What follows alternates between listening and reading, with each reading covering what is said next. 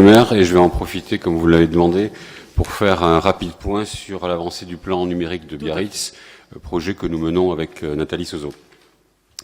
Donc, vous le savez, nous avons commencé par effectuer une analyse de l'existant et des besoins exprimés par les élus, les fonctionnaires municipaux, les biarros, les visiteurs de Biarritz, avec l'aide d'un cabinet spécialisé.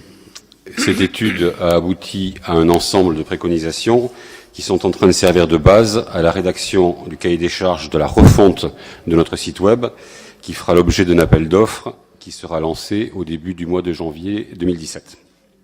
En quelques mots, ce nouveau site web sera plus ergonomique, mieux référencé par les moteurs de recherche, plus riche en informations et plus régulièrement mis à jour. Il offrira des services en ligne plus efficaces, plus nombreux, permettant ainsi aux biarros d'effectuer chaque fois que ce sera possible leur démarche via Internet sans avoir à se déplacer. Selon notre calendrier prévisionnel, ce nouveau biarritz.fr devrait être opérationnel dans sa version 1 dans le courant du deuxième semestre 2017.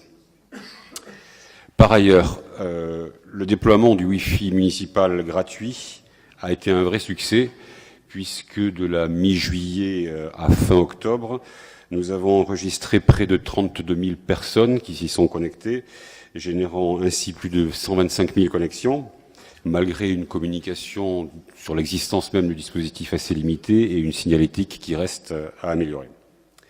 Nous poursuivons l'implantation de ces bornes d'accès Wi-Fi, l'objectif étant de couvrir la totalité des lieux passants de Biarritz pour la saison 2017.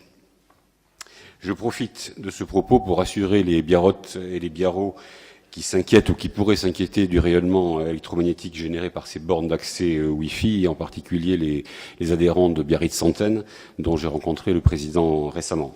Les bornes que nous utilisons sont de marque Cisco Meraki. Elles utilisent une technologie WLAN et donc ont un niveau de rayonnement très très inférieur à celui des antennes 3G, 4G, et elles sont parfaitement conformes aux normes françaises et européennes en la matière. Enfin, last but not least, nous sommes en train de procéder à la dématérialisation du fonctionnement de notre conseil municipal. Les élus, vous toutes, vous tous, êtes en train d'être dotés de tablettes numériques. On voit d'ailleurs que certains les ont déjà adoptées, bravo, qui sont équipées d'une application de gestion de documents, ce qui nous permettra de supprimer toute circulation de papier dans la préparation de nos conseils municipaux.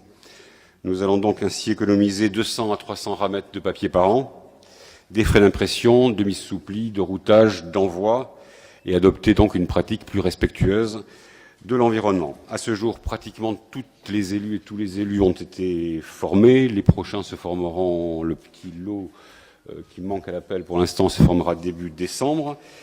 Et donc, notre prochain conseil, le 20 décembre, sera sans doute notre premier conseil municipal zéro papier.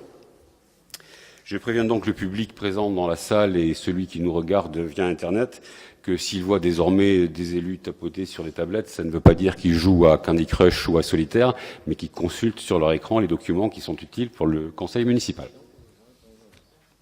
Bien, passons à la délibération. Donc,